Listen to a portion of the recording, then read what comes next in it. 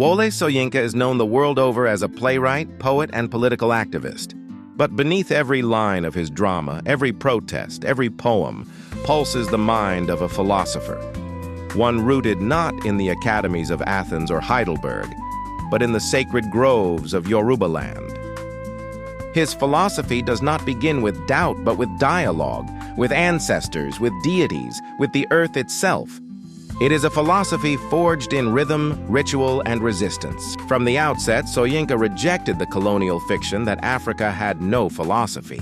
To him, Yoruba cosmology was not myth, it was metaphysics. It asked the same eternal questions as any Western tradition. What is justice? What is the nature of being? What binds the individual to the community and to the cosmos?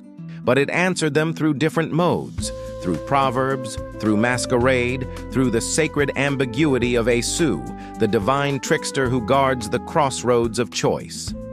Esu is not merely a character in Soyinka's work, he is its philosophical cornerstone.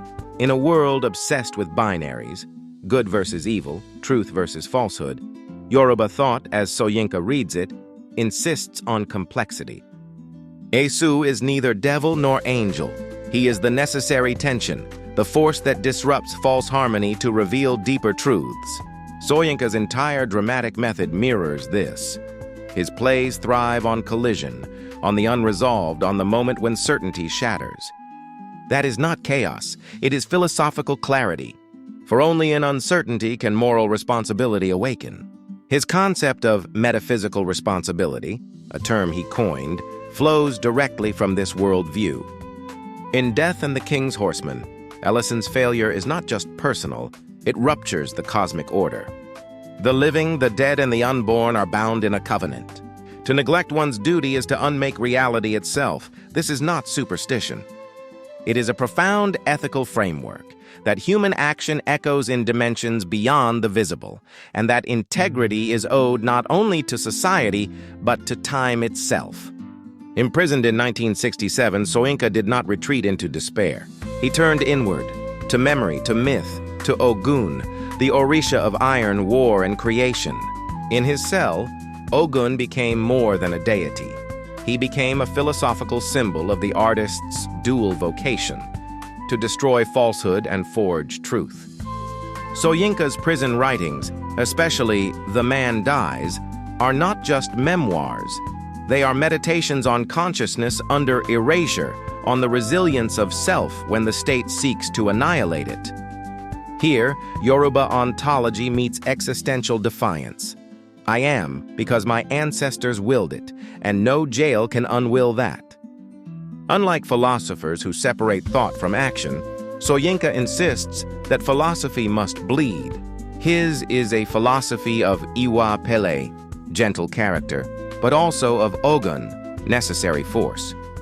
He condemns tyranny not only because it is unjust, but because it violates the Yoruba principle of balance, As, the life force that flows through all things when harmony is kept. Oppression is not just political, it is ontological violence. Even in his critiques of post-colonial Africa, Soyinka draws on indigenous epistemologies. He mocks the mimicry of imported ideologies, capitalist, Marxist, or neoliberal, that ignore the communal and spiritual foundations of African society. True liberation, he argues, must be rooted in self-knowledge, in reclaiming the philosophical depth of one's own traditions. To call Soyinka a philosopher is not to stretch the term, it is to restore it. In a global intellectual order that still equates philosophy with European texts, Soyinka stands as living proof that deep thinking blooms in many soils. His work invites us to listen not only to arguments but to drums, not only to logic but to liturgy, not only to the individual mind but to the chorus of the ancestors. He does not write to explain the world. He writes to re-enchant it, to remind us that reason and ritual, rebellion and reverence can dwell in the same soul. And in that synthesis, he offers not just a Yoruba philosophy, but a human one, ancient, urgent, and unbroken.